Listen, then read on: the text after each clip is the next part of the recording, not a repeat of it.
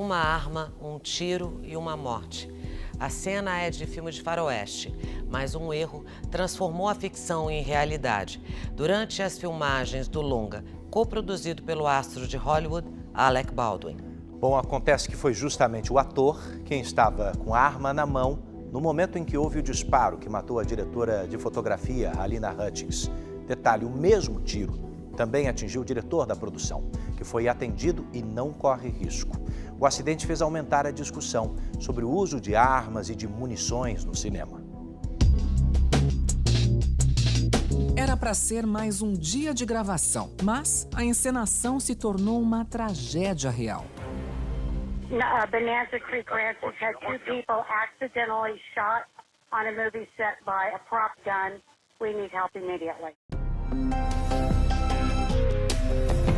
O ator norte-americano Alec Baldwin disparou acidentalmente contra a diretora de fotografia do filme, Halyna Hutchins, de 42 anos. Ela foi atingida no peito e chegou a ser levada de helicóptero ao hospital da Universidade do Novo México, mas não resistiu aos ferimentos.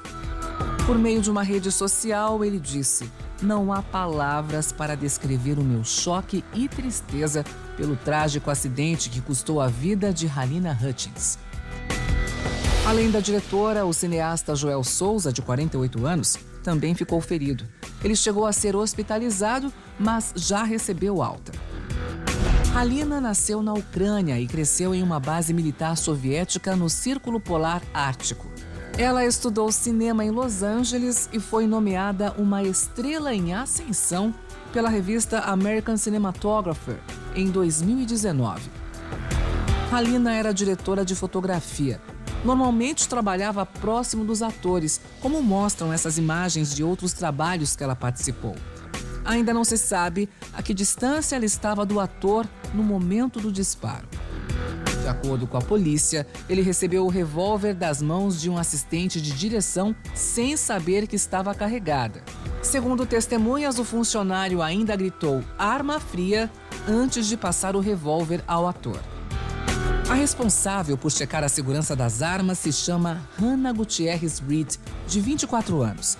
Ela desempenha uma função conhecida no set como armeira e estava apenas em seu segundo projeto. Denis Anata é brasileiro e mora em Los Angeles. Conheceu Halyna em 2013 durante o mestrado em cinema. O meu gaffer, que é o que a gente chama de eletricista, ele me mostrou uma notícia no celular de que uma pessoa teve um acidente no set com armas. Eu olhei no detalhe que estava escrito Santa Fe, New Mexico, no Novo México. E na hora eu lembrei da Halyna. Na mesma hora, Denis mandou uma mensagem de texto para a amiga. Ele escreveu: "Acabei de saber que alguém levou um tiro na sua filmagem. Isso é verdade?" E foi completamente silêncio. Mais um amigo da nossa classe, né, da EFI, me mandou uma mensagem 10 minutos depois. Ele falou assim: esse acidente que aconteceu no set da Halyna foi com a Halyna. E aparentemente a Halyna não resistiu ao acidente. E ela foi levada de helicóptero para o hospital, mas não resistiu ao ferimento da bala. E eu desabei. Depois do acidente no set de filmagens, todos estão fazendo as mesmas perguntas. Como são as armas usadas em cena? Qual tipo de preparo para garantir a segurança aos atores e à equipe de filmagem? Joseph Fisher é especialista em armas. Ele explica que, em filmes, a munição precisa ser modificada. É que nas produções americanas, as armas usadas não são cenográficas. Sim, são reais.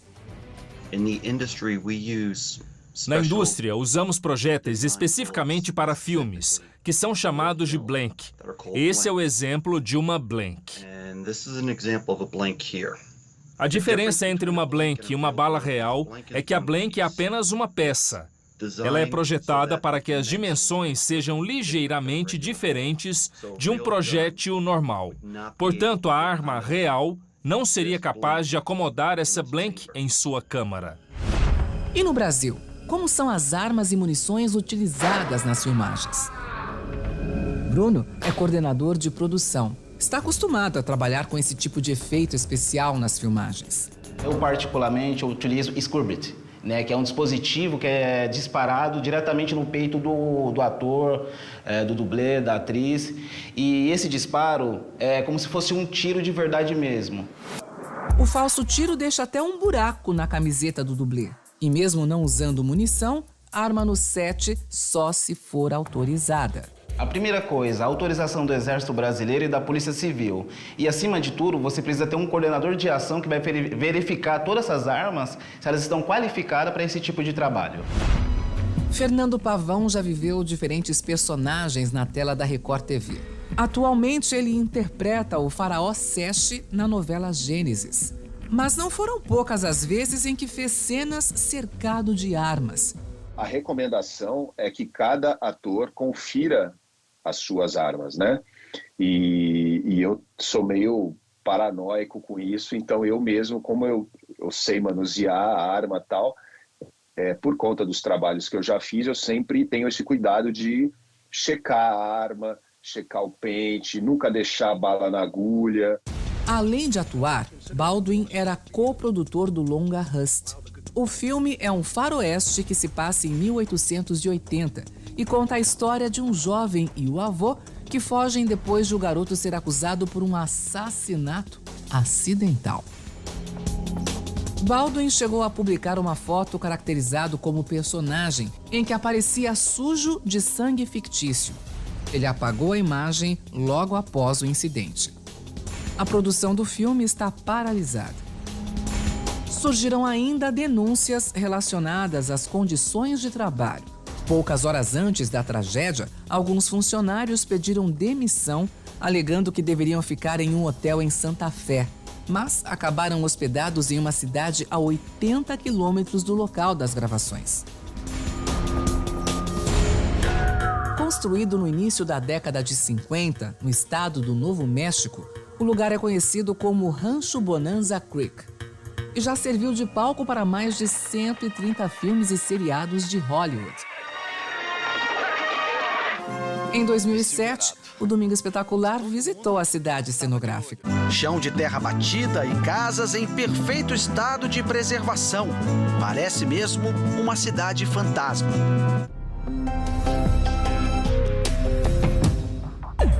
O ator, de 68 anos, estreou na TV no início da década de 1980 com aparições em diversas séries. Em 1998, ele conquistou fama com a comédia Beetlejuice.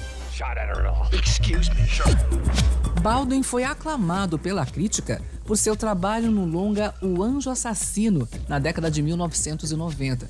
Foi nessa época que conheceu a atriz Kim Basinger, com quem ficou casado até os anos 2000. O grande momento da carreira veio em 2003, quando Alec Baldwin foi indicado ao Oscar pelo filme The Cooler, Quebrando a Banca. Ele foi indicado 19 vezes ao Emmy e ganhou 3 Globos de Ouro por sua atuação como Jack Donaghy, no seriado 30 Rock da NBC.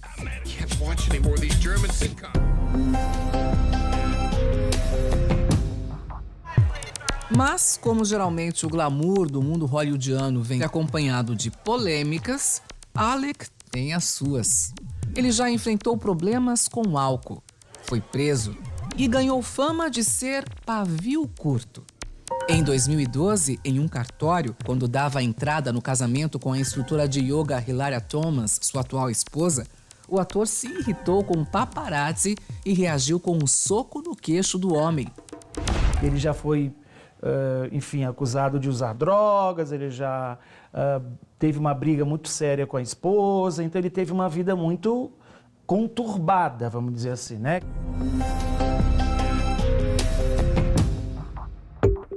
Alec é de uma família de atores de Hollywood. Dos 6 irmãos, 4 seguiram carreira no cinema.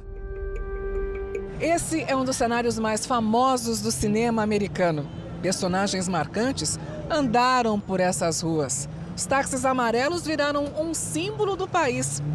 Os Estados Unidos são os maiores produtores e distribuidores de filmes do mundo. E apesar de toda a tecnologia e segurança nos sets de filmagem, acidentes como esse envolvendo o ator Alec Baldwin também terminaram em morte.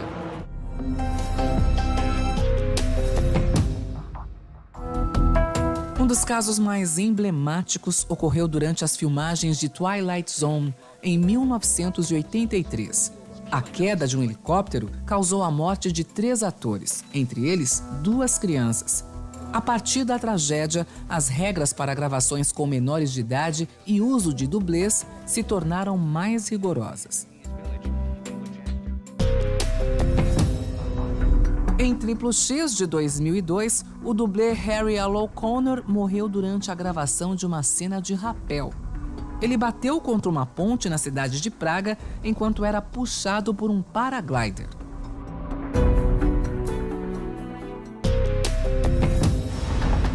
Em Batman, no Cavaleiro das Trevas de 2008, um cinegrafista morreu depois que o caminhão onde ele estava perdeu o controle e bateu contra uma árvore durante o ensaio de uma cena.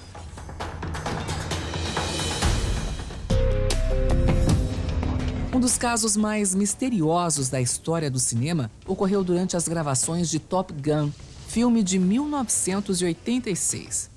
Art School, um dublê de 54 anos, caiu no Oceano Pacífico durante uma manobra. Nem ele, nem um avião que ele pilotava foram encontrados.